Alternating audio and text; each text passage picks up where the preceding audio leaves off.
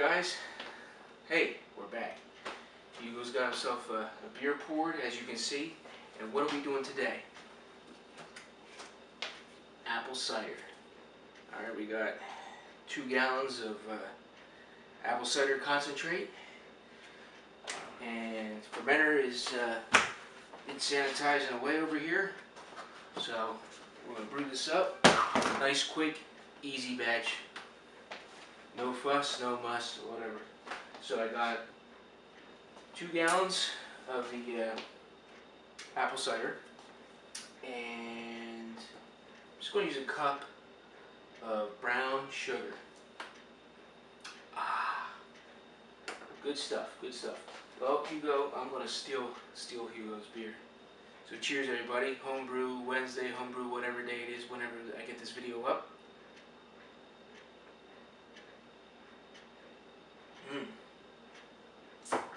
Thanks, Hugo. So what we're going to do, I'm bringing the camera over here on the stove top. We're going to put the just a little bit of the concentrate in the pan here to dissolve the brown sugar. This is just an easy turbo cider I'm going to do. No big deal. Just get something in the pipeline. So we'll show you how we do it. Alright, 2 gallons of this. Most of the juice is going to go in the fermenter. And just a little bit in here, warmed up on the stove, just to dissolve this.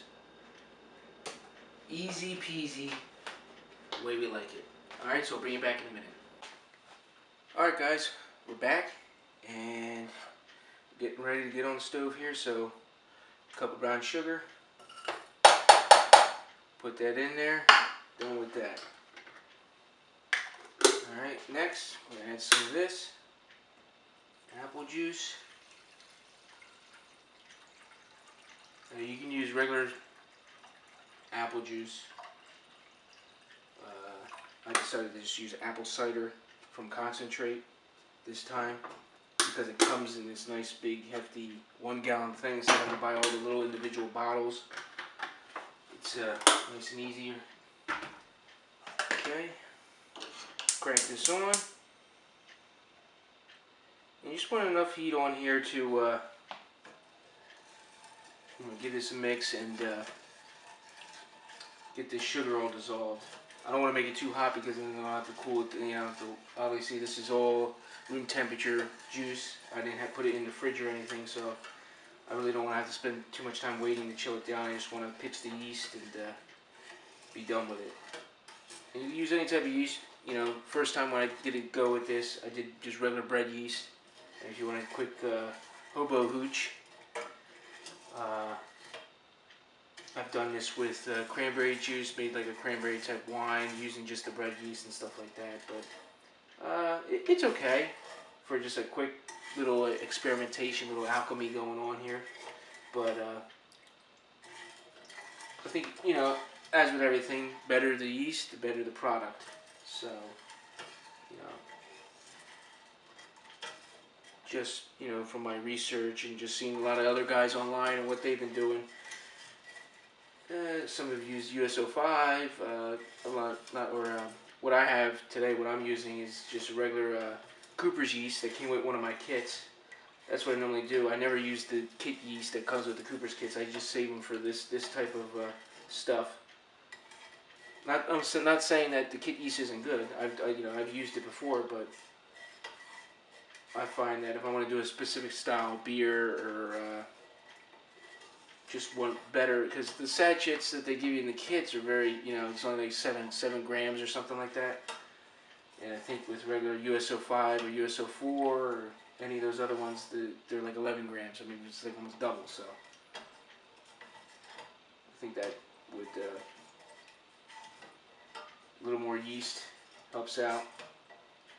I might even throw in some yeast nutrient for this. That's it. Okay, we're almost pretty much dissolved here.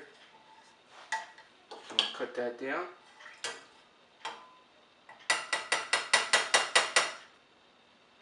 See, just a little warm to the touch. You know, I don't recommend doing that, but by the way, plenty of times I burnt myself, but not too bad.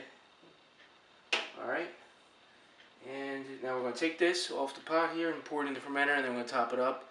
And I'm going to probably rehydrate the yeast, and I'll bring you back when I show you all that. Alright. Alright, here we go.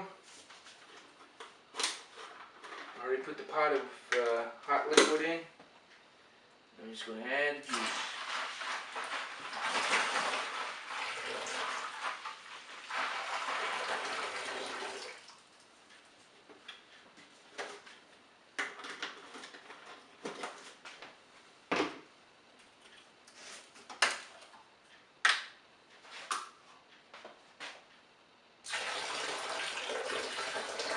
My calculations are correct, 2 gallons will give me about, with the bottles that I use,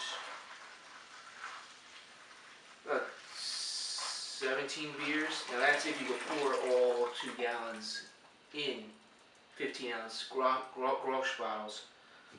So, of course, with this type of fermenter, I gotta rock it forward when I bottle and stuff, so you lose a lot to trub. Not too much, but so 15, about 15, I'd say 15 bottles, 16 bottles at the most. And this mix. That's fine for me. I'm not greedy. And it's Hobo Hooch Turbo Cider anyway. It's not like I'm making beer. But it's something that, when you're a home brewer and you experiment, you start, getting like a taste for things. So, I've done this in the past, and I've come to acquire a taste for some cider. Either I, can do it this way, or I can freeze, concentrate it down and make it into a liqueur type, Applejack. And I'm going to probably bring it up here and take a grab reading. Let's see where we're at.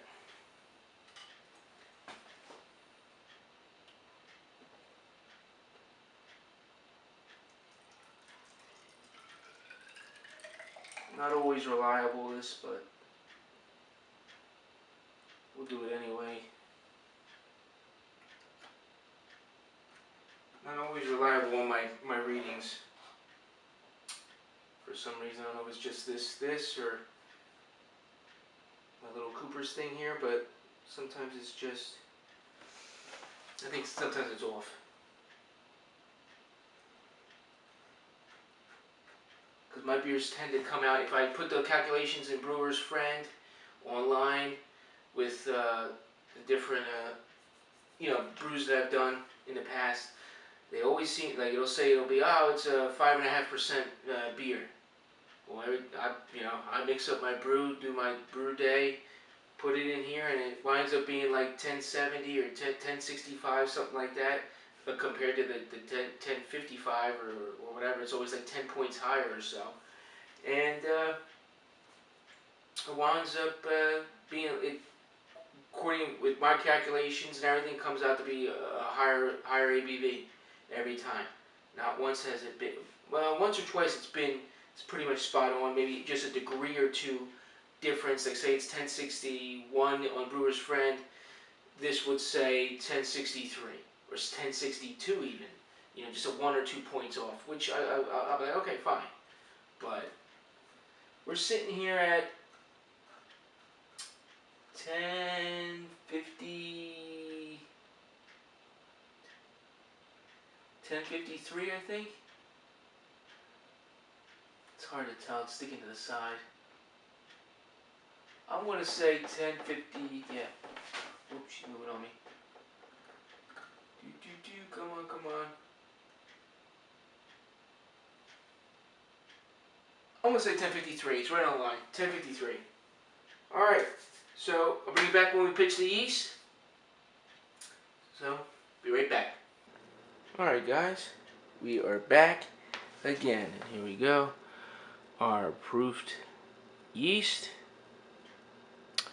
In it goes. All of it. Yeah, baby.